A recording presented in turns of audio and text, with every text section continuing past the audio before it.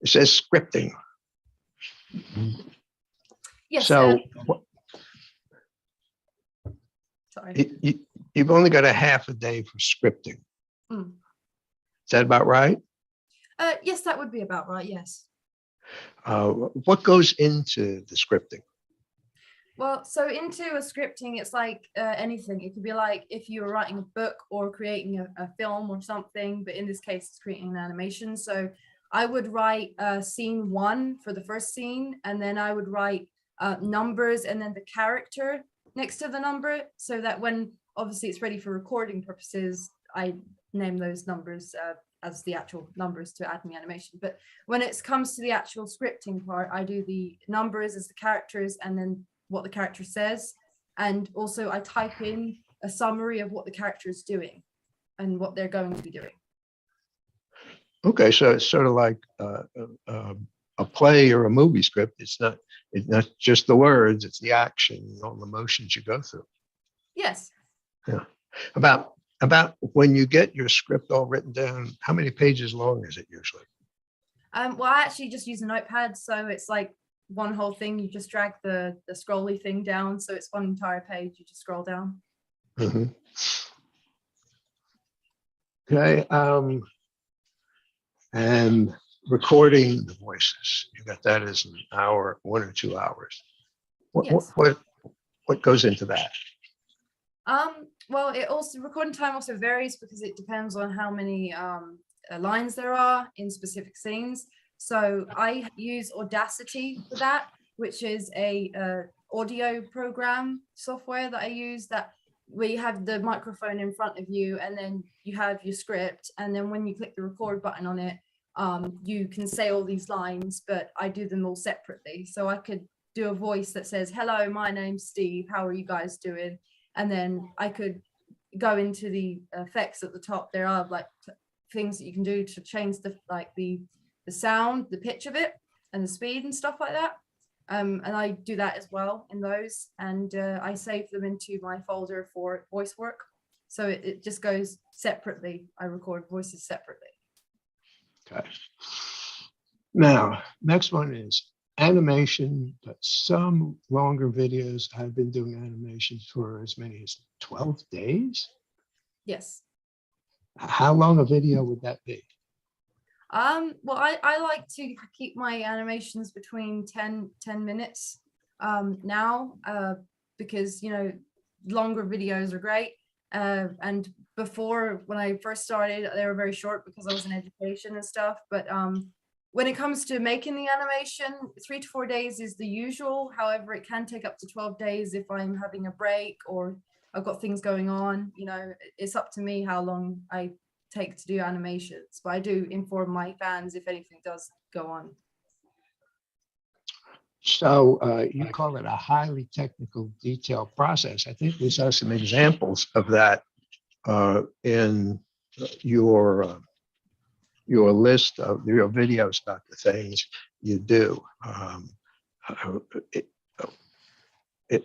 Why does it take that long? Well, I mean, animation's a complicated thing. I wouldn't say it's something that can just be done quickly. Like, for example, I said that I usually start from 6 in the morning to 4 p.m. or I could even go on in the night if I wanted to. But it's always about, if you're moving more effects, you've got more characters, you've got different scenes, it's the length of the animation. You're moving all this stuff, and it's not possible to do it in one day unless like you stay up all night and don't have any rest. It's like working a job. Yeah. It seems to be a job you enjoy. Oh, I do enjoy it. Yeah. Get a job you enjoy, you'll never have to work the rest of your life. Now, then why don't you mentioned rendering in the last line. Excuse me, Mr. DeBose, could you talk a little louder? I'm having a hard time hearing you, please. Okay. In the last line, you talk about renderings. This brings all the pieces and effects together. What is rendering? How do you do it? And how does it bring it all together? Okay, so rendering is always going to be the very, very last step of any like animating scene. So if I've saved it as scene 1, for example, and the scene 1 is only like 2000 frames, for example, I have to go into the render settings and check the render settings and make sure they're all good to go. So for example, if I want to render 0 to 2000 frames, I have to type that into the render settings and ensure that the file is either TIFF or I think it's TIFF. It's like a PNG sort of thing. And then you go into the browse and you create a folder called scene 1 or 7 or whatever scene it is. And then you open a second folder to call it that scene. And then you have to type in scene underscore 7 underscore and then click OK. Because then once you've done with the settings, you go into the actual render option at the top of the menu and you drop down and you render to picture viewer and it renders each picture frame like separately. It goes down sort of like red, green, green, green, green, green, and like sort of just shows you that it's working. And that takes hours. It depends like how long the scene is, but it does take a long time. It's the longest out of anything. It takes a lot of power. And it takes a lot of time. It takes a lot of computer power too, doesn't it? Yes. And when you started out, you didn't have that computer power, did you? No, I did not. I just had a really bad computer that just did the animation stuff. Yes. And so who did the rendering for you? Brian did the rendering for me for a while, actually, because he told me he had a better, stronger computer and he could handle it. So I let him deal with it at that period of time. Have you since upgraded your computer so that you do all the rendering? Yes, I believe that was from 2019 onwards is when I had my own render system. Okay. And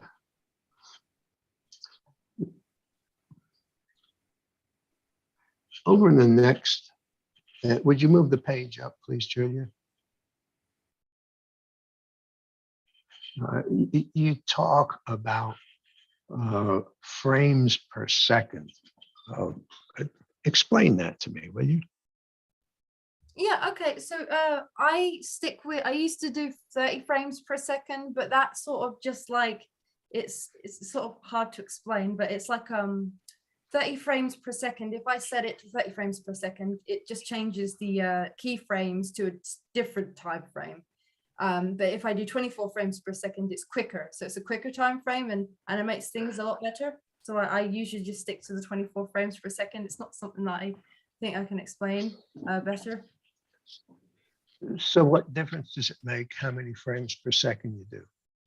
Well, say if I did 2000 frames on 30 frames per second, it could be a different like time limit when it's been rendered. So like, say for example, if I wanted to render 1 minute, I'd have to do more frames in 30 frames per second than in the 24 frames per second. That's the best I can explain it. Okay, and how many frames per second are you doing now? I do 24. Okay. And editing. What is editing? Editing is the next step to when you've completely done every animation, you've got it all rendered and ready to go, and you open Adobe Premiere, which is the editing software that I use to insert sounds, voices and music, as well as the scenes itself. And I put it all together to create the final product. And then uploading it just takes a few minutes, right? Yes. Okay. Let's start looking at the evidence that you are the owner of these channels. Julia, could you please put Defendant's Exhibit 27 up?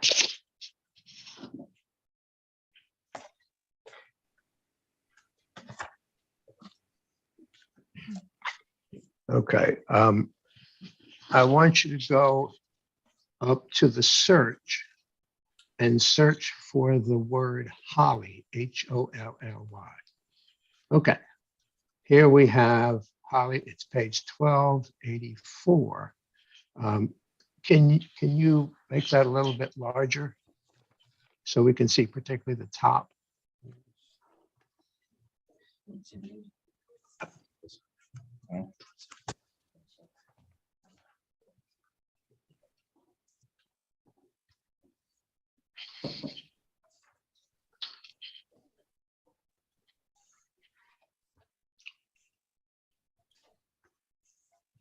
I guess you're having trouble with that.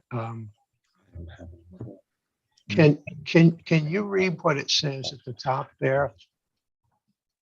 Which part did you want me to read? Google subscriber information. Okay. Google subscriber information. Do you want me to read any further? We'll read under what says Google account ID. Can you read that?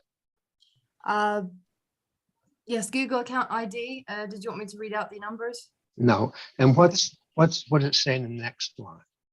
The next line says name Holly Bone. Okay, it says email animationfuture4gmail.com. Yes. Do you recognize that email? Yes, I do. That is the email connected to the Futuristic Hub channel.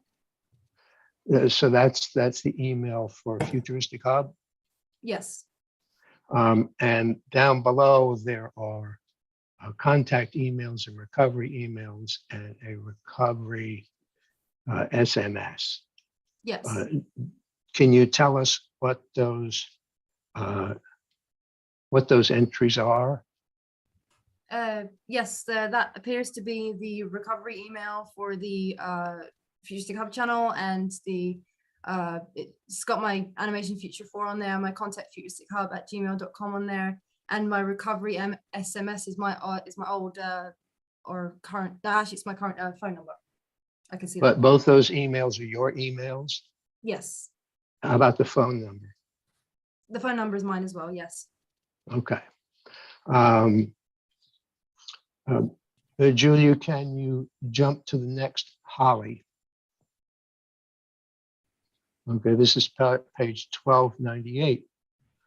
And again, Google subscriber information. Can you see the name on that? Yes, it says Wildcraft. And below that is The email. Yes, it says email contact. Is contact that Wildcraft. Yeah. is that your email address? Yes, that is. And there are two emails below, contact wildhub@gmail.com and hollybone2020@gmail.com. Are those Yes. your emails? Yes, that is correct. And is the recovery phone number your phone number? Yes, that's correct. So that is the subscriber information for which of your channels? Yes. Which channel? Well, that one's for Wildcraft, and the other one you showed me was for Futuristic Hub. Okay. Julia, will you go to Holly? Okay, here's another Holly. And the name is your name, and the email creamworksif@gmail. Whose email is that? That is my email to the Creamworks Animations channel. And the contact and the recovery email, whose emails are those? They are my emails. And whose phone number is that? That's also my Great Britain phone number. Yes. Okay. And Now, what year are these from? From 2020, is that right? Or 2020? these are the documents that I understand Google- when are they from? When did this occur? 2020, it looks like. well, these are the let's see. It looks like 2020. Well, you got timestamps and IP activities, but there's, and there is no such subscriber information. We've searched it for her husband. Object to Mr. DeBose testifying at this point. Well, I'm just saying what we find. Document speaks for itself. Yeah, it does. It does. So if you would, Julia, if you would put up Exhibit 14.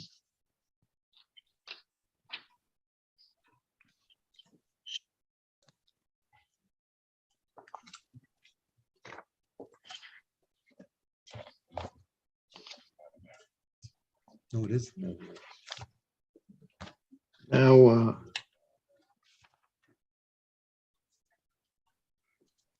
what is Exhibit 14? That is a screenshot of my management position for the Creamworks account channel through the settings. So when you go onto there, it shows you, it can show you who like does what on the YouTube channel, and it states there that I'm the primary owner. And do you remember when you took that screenshot? This was before I was locked out of the channels. Okay. So, and how do you, when you go to, what page do you go to where those manage permissions are available? I believe it's when you go into your YouTube studio, there's a settings option where you can go into the settings and it comes up with brand account and all the information that you need when it comes to a specific page. So I think it's the management settings. Okay. Do you have to have the password to open that up? You'd have to be logged into the YouTube account in order to view this, yes. So that is the Creamworks animation showing you as the primary owner, correct? Yes, that is correct. Okay. I offer Exhibit 14. This is defendants 14. Any objection? No, Your Honor, I thought it was already admitted into Pre-admitted. evidence. No, it was, oh, yeah, it is. I'm sorry. You're Defendants correct. 14 is already in. Yeah. Exhibit 15. Is already in as well. Yes.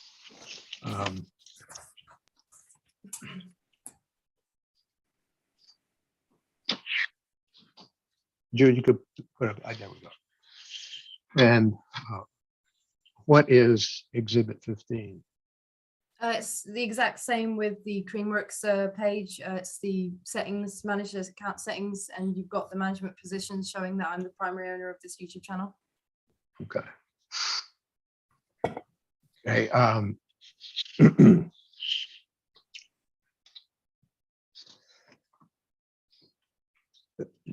Julia, would you put up Exhibit 16?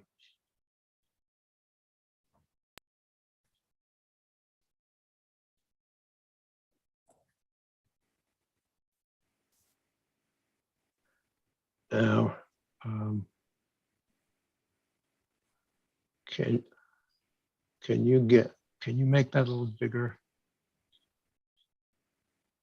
What exhibit number is this again? This is 16. Okay. Okay, and this is a video dispute.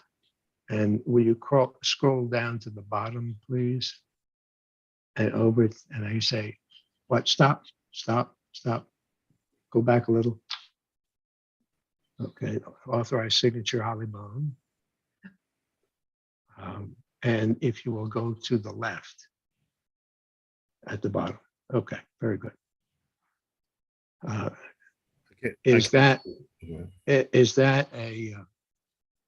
an email exchange between you and YouTube? Yes, that's correct. And how does it address you? It addresses me as Holly, according to that response.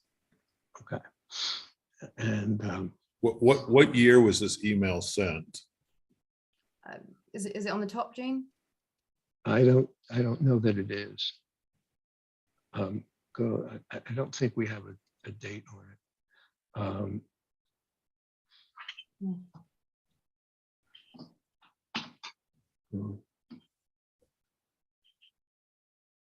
Let's, no,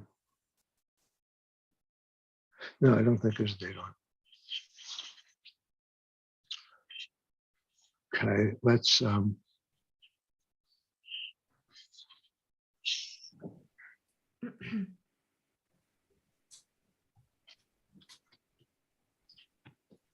let's Who's it from? go to Oh, okay. Yeah, I know what it is.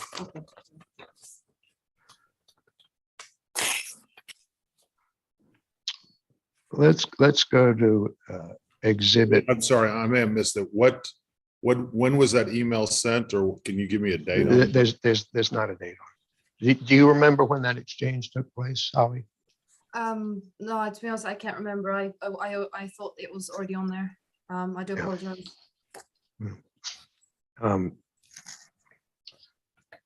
So will you go to exhibit 49?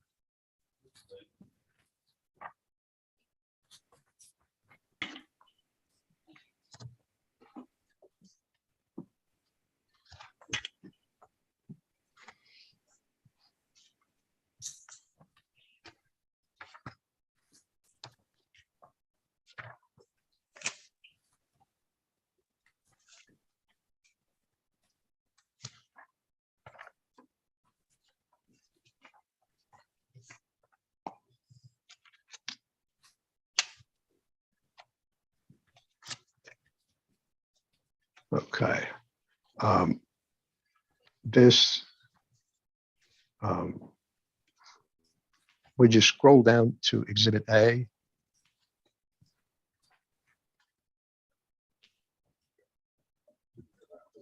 Mhm.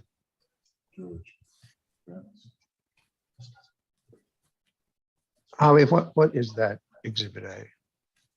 That is a talent agreement, I believe, with Freedom Family. Okay. Craig, you objected to the talent agreement because it didn't have a signature on it, but I had now attached it to the affidavit, which verifies it as the contract and states that this was a click-through. If you want to take a look at that, see if that Well, deals with your objection. my objection was this George Vanis affidavit. It's certainly hearsay.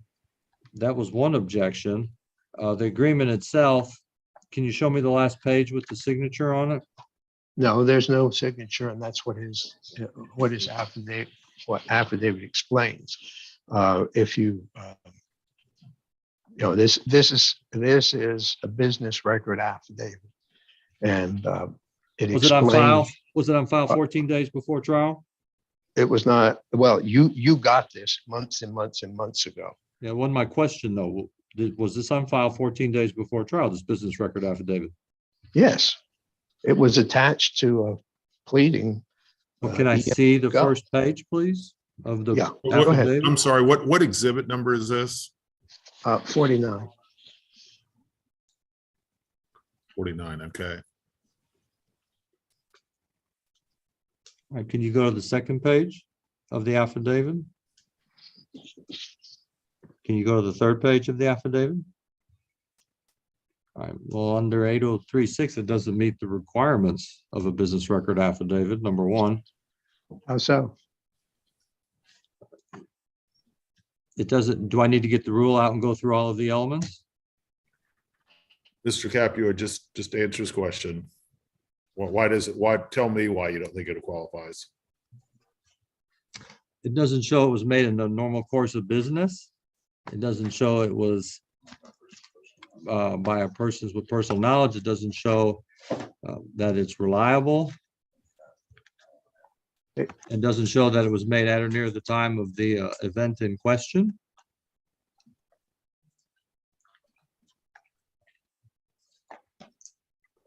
It does, it authorize this particular document, says it is, the document is a course of business. He explains the course of business in which this document was executed,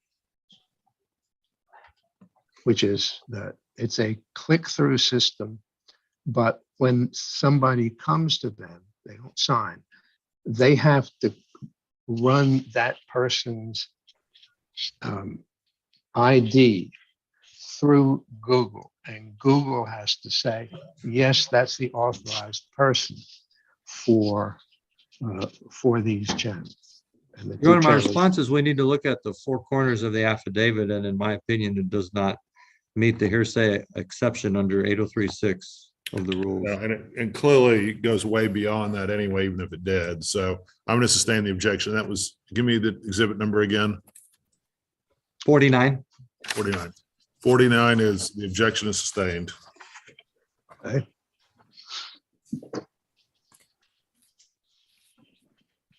But you did have a arrangement with Freedom Family Limited, did you not? Yes, I did in 2019. And what did they do for you? They managed my channel. They sent out payouts, sort of like what Elite Alliance was doing as well for Wildcraft before I was cut off from that. Okay. Well, let's go back to the very beginning. Okay.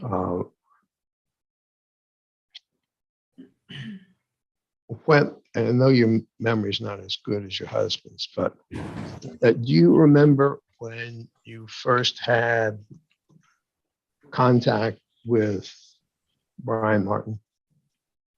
Yes, to put it briefly, I was very young. I was playing Minecraft, about 12 years old. And I heard that he was looking for talent and YouTubers, and I said I was interested, and he said he would help me. And that's how our communication started. And how did you meet? Where, did you meet face to face? Not at the very beginning, no. We only met face to face in 2018, but we met on Minecraft, and then we went from there to Skype because he said he'd help me be a YouTuber. So. Okay. And what kind of assistance did he give you? Well, he gave me advice. He managed me. He was the voice artist for Steve. Pretty much anything that I asked of him, he would help me with.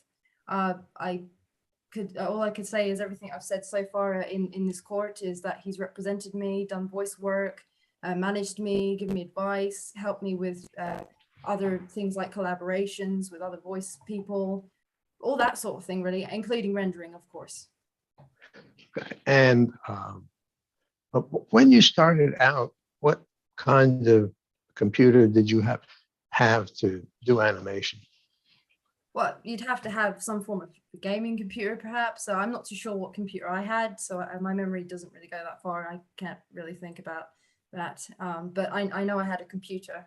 My dad had got me up with gaming stuff because that's what I was interested in. In your dad's deposition, he said you were pretty miserable as a kid in school. Yeah, I don't really like to talk about my traumatic past, but yes, that is very true. What happened in school?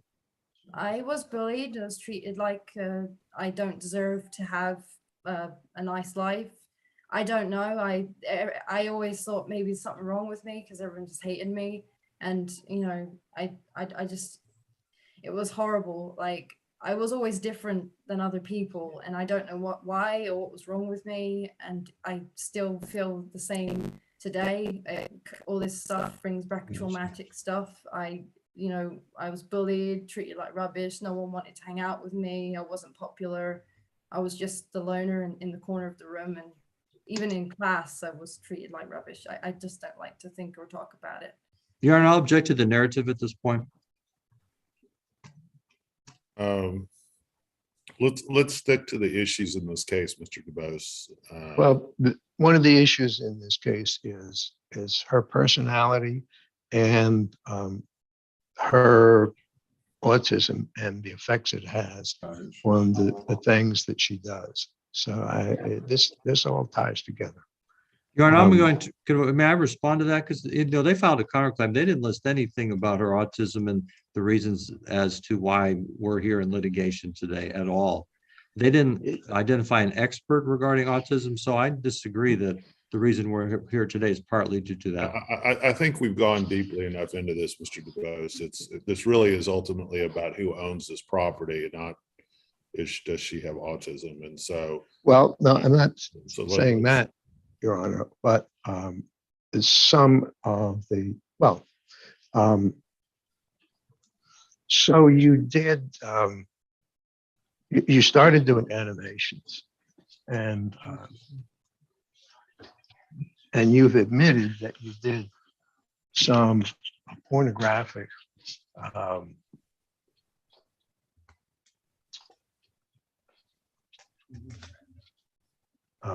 videos, right? Yes, that is correct. Yes, I did. Okay. Well, I have some little snippets of some around here, so it's going to take me a few minutes to get to them. Why did you do that? Well, if I'm completely honest with you, Gene, I genuinely thought it was hilarious. I mean, it wasn't even like, I still don't even think it's that bad, but it only got bad because, like, I believe a few years later, my channel just got attacked and I had to get that sorted out because I wasn't going to exploit myself to the public. I didn't want to do that. But at the time, I thought it was funny. I mean, I used to draw inappropriate things and I didn't know they were inappropriate because I just thought they were funny. I watched things like South Park back then, so I'm still, I've seen things, so how is it bad? So,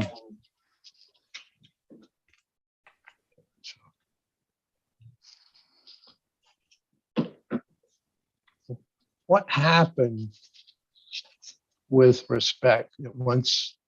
So you did those pornographic videos very early on in your animating, right? Yes, that's correct.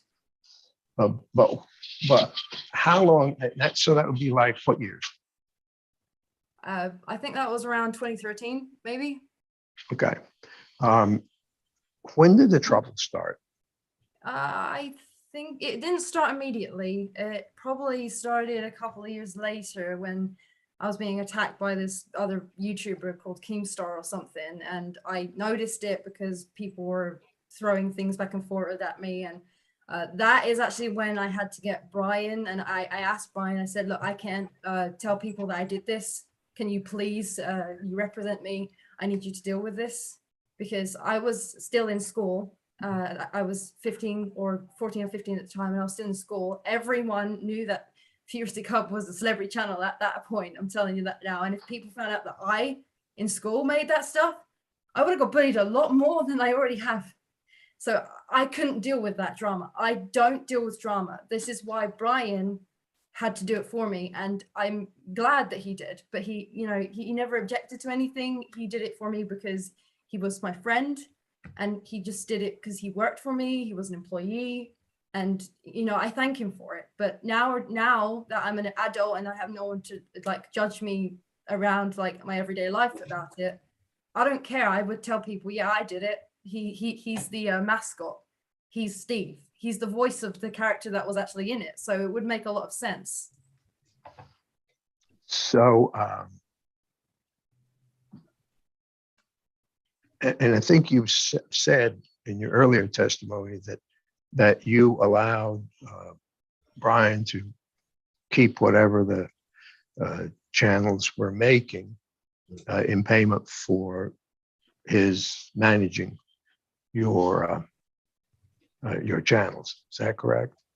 Yes, that is correct. I'm not too sure when it started to make money because, like I said, I was more interested in it as a hobby and just uploading the content.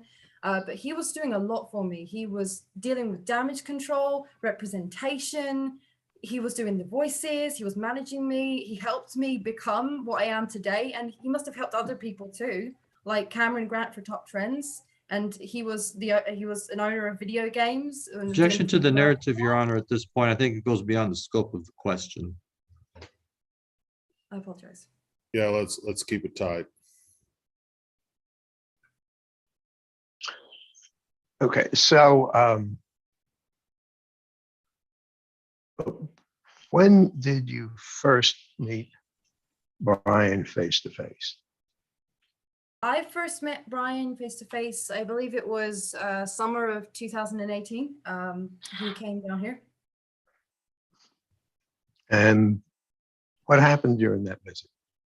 Well, originally it was just supposed to be a business trip. I wanted to meet my employee. I wanted to meet him because we've known each other for a long time, and I really wanted to meet him. So we met, and he was talking to me about you can I know I've got paid for this stuff and everything, but I think you can handle it now. You're an adult, and we were talking about it, and it took me a year to figure that out. But yeah, it was supposed to be a business trip, but we ended up falling in love with each other. And how long did he stay in Britain? I believe it was probably a week or 2 weeks. I can't really pinpoint the time frame. So when did you next see him face to face? I went to visit him in America. I believe it was the end of the same year or early 2019. I can't quite remember, but it was around that time. And then what happened? Well, I just visited him because I wanted to see what America was like. And how long were you in the States? The first time I was in the States, I believe probably about maybe a week or 2 weeks. I'm not too sure. I can't quite remember. I'm trying to think. Yeah, I think it's around that.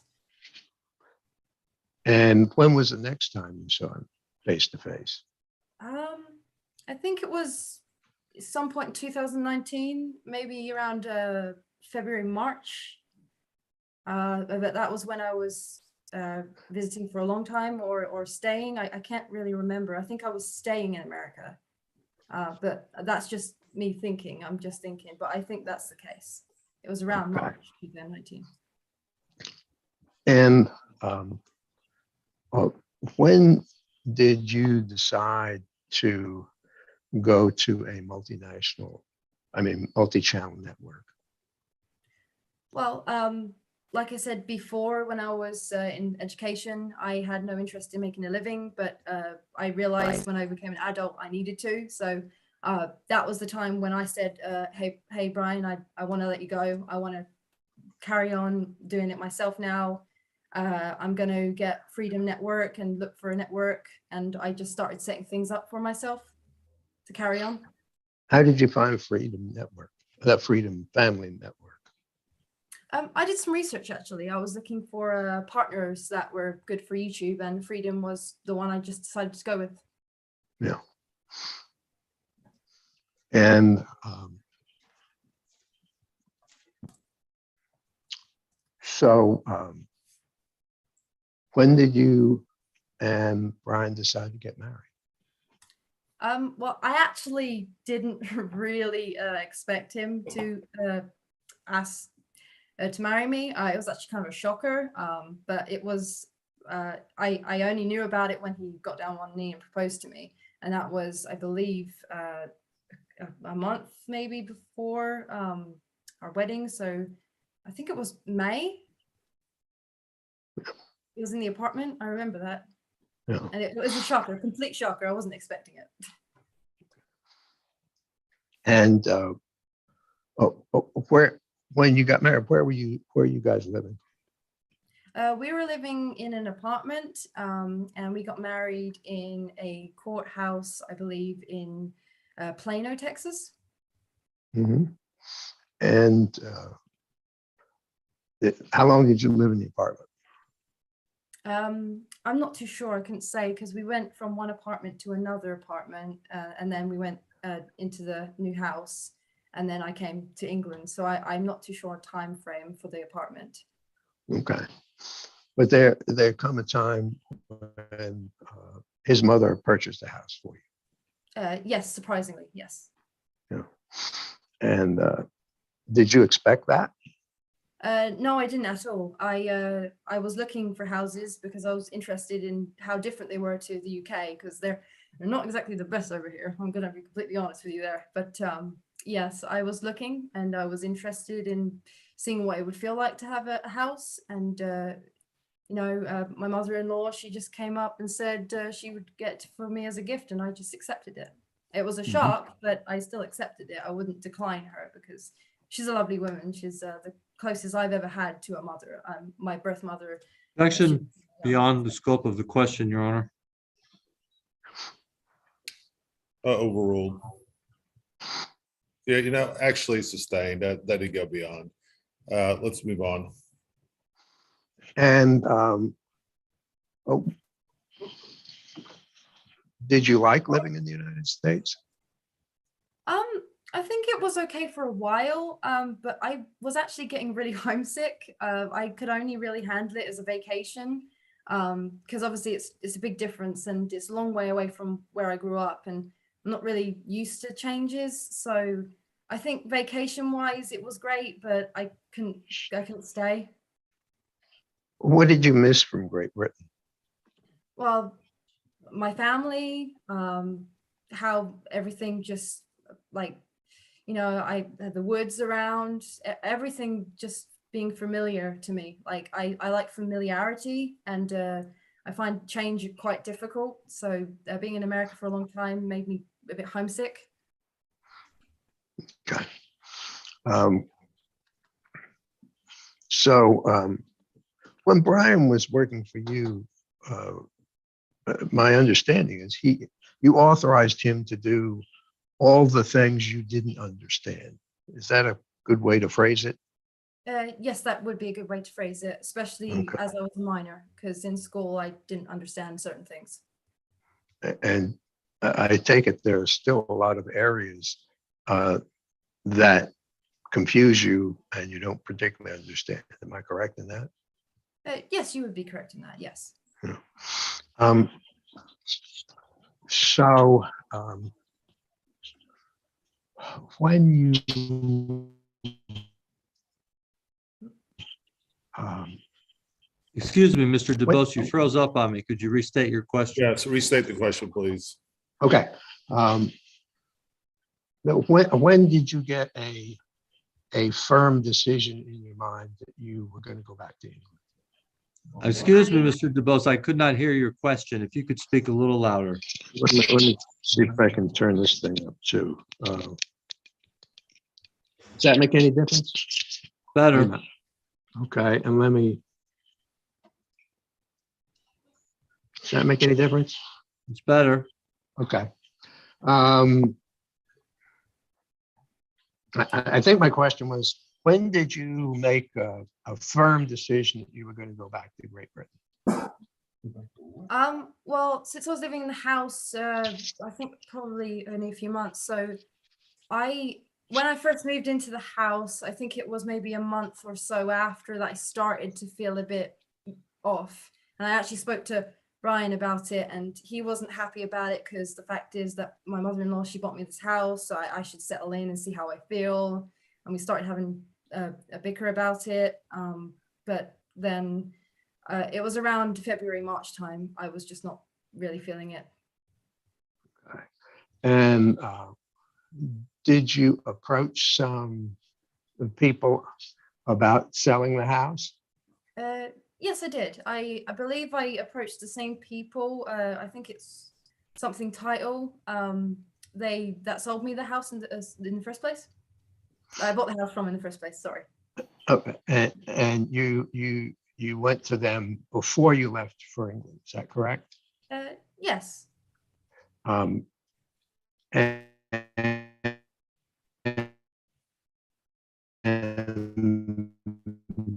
were they able to find you a buyer? Excuse me, Mr. Did you hear my DeBose, could you question? restate your question? You froze up on me again. Okay, yeah, my screen says my internet is unstable. Did that title company find you a buyer? Well, this was probably a process when I was already in England, because I believe this was around August time. I was already in England.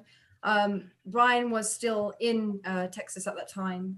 He was dealing with certain things for me because I had to find a house in England. So I got set up with the actual estate agency or realtor. I don't know what word you use.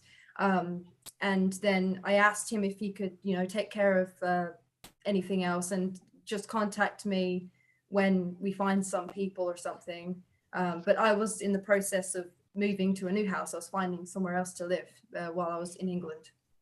Okay, but did that first person you go to find you a buyer? It was an open house. I think there was like loads of buyers, like loads of interested buyers. But I couldn't really pinpoint why I didn't sell in the first place. I don't really know what was going on. People kept dropping out all of a sudden, and then I just thought, you know what, I don't know what's going on, so I'll just sell this quickly because I've got other things to deal with. I couldn't deal with too much. Like, I was already moving house, so I couldn't deal with another issue. I don't know what the issue was. I just knew people were dropping out for some weird reason, and I just said, you know what, I just have to sell this to a quick buy people so I can carry on with my life in England. Objection non-responsive. Overruled. So, so how, you may have testified to this before, but I just want to make sure, to whom, how did you find the buyer, or did you find the buyer? Or did somebody help you find the buyer? I'm a bit confused. I'm not understanding the question. Okay, who eventually bought the house? I think it was the blueprint title people. Sorry, I'm trying to think of the company. This is going back. Yeah, I think it was that company. Yes, they bought my house. How did you find them? I looked online. Okay, and what were they saying online? Well, they were just Objection to the hearsay. I'm just trying to find out what motivated her to deal with it. Not necessarily for the truth, but what she was told. That's fine. Let's move along. I don't know why this is really relevant, but let's get it done. Okay. Well, Your Honor, they went on and on about how she had not gotten the same price that the house was worth. And so it's important to know that she's gone out, looked around, apparently the real estate agents couldn't find the buyer or whatever, who knows. So she just wanted to get rid of it. Again, Your Honor, I'm going to object to Mr. DeBose testifying about what the real estate agents could and could not do. Well, Sustained. well, and you have talked about a tax on real estate sales in Great Britain. What is that tax? Well, for sure, it's SDLT tax. It is stamp duty land tax. And basically, if you own two properties, no matter if it's in America or Hong Kong or whatever, if you don't have sell that property in a period of 1 year or something, I can't remember how long it was, but it was quite quick. Then you wouldn't get the stamp duty land tax back. So in order to get that back, I just sold it quickly. Okay, so if I'm understanding, you receive money for the house, and in Britain, that money would have been taxed. Is that correct? Yes, that is correct, I believe, yes. But if you bought another house within some period that you don't remember, you will get that tax back. Is that correct? Yes, I believe that's correct. I'm coming to an understanding, yes. So that was the factor. You wanted to get rid of it quickly so you could go to another house. Is that correct? Objection to the leading, Your Honor? Sustained. Okay. What was your concern about the tax? Well, there wasn't really much of a concern. I just thought, you know what, I mean, if I want to have, say, I believe it was 9,000 the SDLT tax was, and the company I was getting it from, I can't remember the name, they just mentioned that if I want that back, then I'd have to make sure that the other house is sold within, I believe it's 12 months or something. And I just said, oh, okay, I'll do that then. I'll see if I can do that. And because either way, even if I didn't sell it in 12 months, I wasn't really bothered. I just said, oh, okay, I'll just sell it when I can sell it, and then they determine whether it's whether I get it in time, basically. Can we take a short break, Your Honor? I've had some phone calls on some matters that I need to deal with. Just Oh, okay. Why don't we reconvene in about 10 minutes? thank you, Your Honor. Thank you, Your Honor.